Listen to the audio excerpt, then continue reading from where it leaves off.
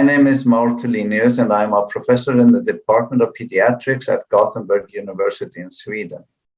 And I'm Craig McDonald, professor at the University of California, Davis School of Medicine in the United States. Today, we are going to provide a summary of our paper, Ataluren delays loss of ambulation and respiratory decline in nonsense mutation Duchenne muscular dystrophy patients, recently published in the Journal of Comparative Effectiveness Research. Ataluren is an orally administered drug that promotes ribosomal read-through of premature stop codons in the messenger RNA and has previously been shown to delay loss of ambulation in patients with nonsense mutation Duchenne muscular dystrophy, also called DMD, compared with DMD patients receiving only standards of care. The findings from this long-term, open-label phase 3 study revealed a significant delay in the time to loss of ambulation and the time to respiratory decline in nonsense mutation DMD patients treated with Ataluren compared with a matched cohort of DMD patients receiving standard of care in an external natural history study.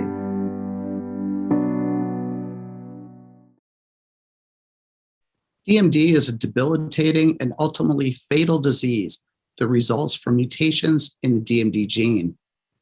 It is characterized by progressive muscle weakness, and patients typically experience loss of ambulation in their early teens, leading to wheelchair dependency. Weakness eventually develops in the upper limbs, respiratory, and cardiac muscles, resulting in death in the 2nd to 4th decades of life. Approximately 10 to 15% of patients with DMD have a nonsense mutation in the DMD gene, resulting in the incorporation of a premature stop codon and the production of a truncated dystrophin protein. Ataluren, an oral drug that promotes ribosomal read-through of in-frame premature stop codons, is a therapy for ambulatory patients with nonsense mutation DMD. Ataluren has previously been studied in 2 randomized placebo-controlled trials. Although these 2 studies did not meet their primary endpoints, meta-analysis of the trials indicate that Ataluren can delay decline in ambulatory function compared with placebo. Ataluren was also generally well tolerated in this patient population. Consistent results have also been reported in STRIDE, a multi-center registry providing real-world data on the use of Ataluren in patients with nonsense mutation DMD. The objective of the current analysis was to determine the effect of Ataluren on clinically meaningful milestones of disease progression by evaluating age-at loss of ambulation and age-at respiratory decline for patients with nonsense mutation DMD treated with Ataluren in a long-term safety study compared with a cohort of patients with DMD receiving standards of care treatment in an external natural history study.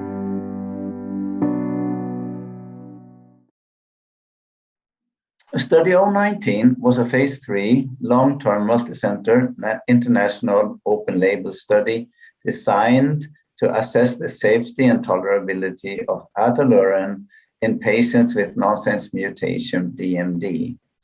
Secondary objectives explored the long-term efficacy of Ataluren and included measuring the ages at loss of ambulation and decline in respiratory function. Eligible patients were males who had received Ataluren in prior PTC therapeutic-sponsored studies at investigational sites outside the United States. Patients enrolled in study 019 received Ataluren at a dose of 40 milligram per kilo per day, including 10 milligram per kilo in the morning and at midday, and 20 milligram per kilo in the evening. As study 019 did not include a placebo control arm, the comparator group was comprised of patients enrolled in the cooperative International Neuromuscular Research Group Duchenne Natural History Study, known as the Synergy DNHS. This study enrolled patients with DMD aged 2 to 28 years at 20 centers in 9 countries between 2006 and 2016. Patients in the Synergy comparator group received standard of care treatment defined as corticosteroids and palliative therapies. Patients who had received an investigational drug in previous clinical trials were excluded from these analyses. To allow for a robust comparison between the 2 cohorts, propensity score matching was used to identify patients in study 019 who were similar to those in the Synergy comparator group, according to established predictors of disease progression.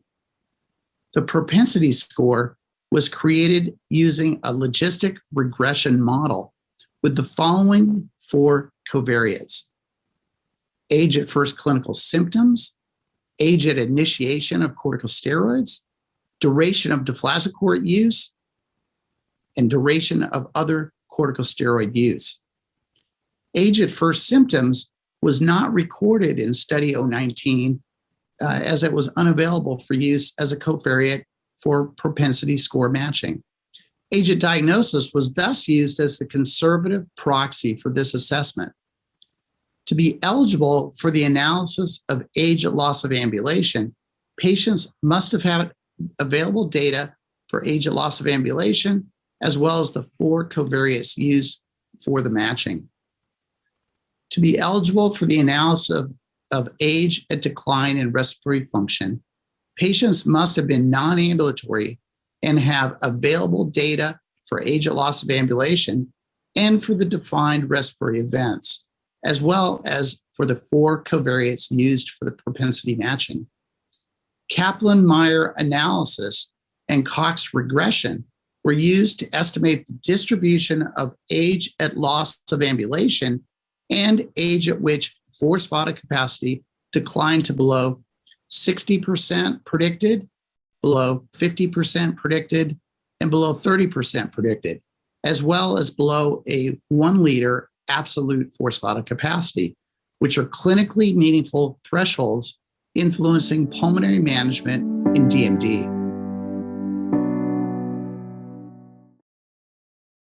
In total, 94 patients were enrolled in study 019. These comprised 90 patients from the phase 2b study, study 007, and its open label extension. 3 patients from phase 2a study, study 004, and its open label extension. And 1 patient enrolled via special exemption. Of the 440 patients enrolled in the Synergy comparator group, 22 had participated in previous clinical trials of investigational drugs, leaving 418 patients who were eligible for this analysis. 60 patients from study 019 were eligible for the age at loss of ambulation analysis and were compared with 60 propensity score matched patients from the Synergy comparator group. In this cohort, Ataluren treatment was associated with a significant delay of approximately 2.2 years in age at loss of ambulation compared with control patients in the Synergy comparator group. The median age at loss of ambulation was 15.5 years in this cohort of patients from study 019, compared with 13.3 years for the matched cohort from the Synergy comparator group. For the respiratory function analysis, 45 patients were eligible from study 019 and were matched to 45 patients from the Synergy comparator group. Ataluren treatment resulted in a significant 3.0 year delay in decline to predicted FVC of below 60% compared with matched controls. Overall, 51% of patients in this cohort from study 019 and 71% of matched controls experienced a decline to below the 60% predicted FVC threshold. The median age for this milestone was 18.1 years in study 019 and 15.1 years in the Synergy comparator group. Fewer patients in study 019 compared with matched control patients reached the milestones of percent predicted FVC below 50%, predicted FVC below 30%, and absolute FVC below 1 liter. FVC below 1 liter has been shown to be a strong predictor of mortality. And in this analysis, only 1 patient out of 45 in study 019 experienced a decline in respiratory function below this critical threshold. In contrast, 9 out of 45 matched patients from the Synergy comparator group declined to this milestone, predictive of increased mortality. Patients in study 019 received Ataluren for up to 336 weeks. The safety profile of Ataluren was consistent with previous studies, and no new risks were identified. Most treatment-emergent adverse events were mild or moderate in severity, and no life-threatening adverse events were reported. 33% of patients experienced a serious adverse event, but in only 1 of these patients were they considered to be related to Ataluren. 2 serious adverse events led to death, but these were considered to be unrelated to the study drug.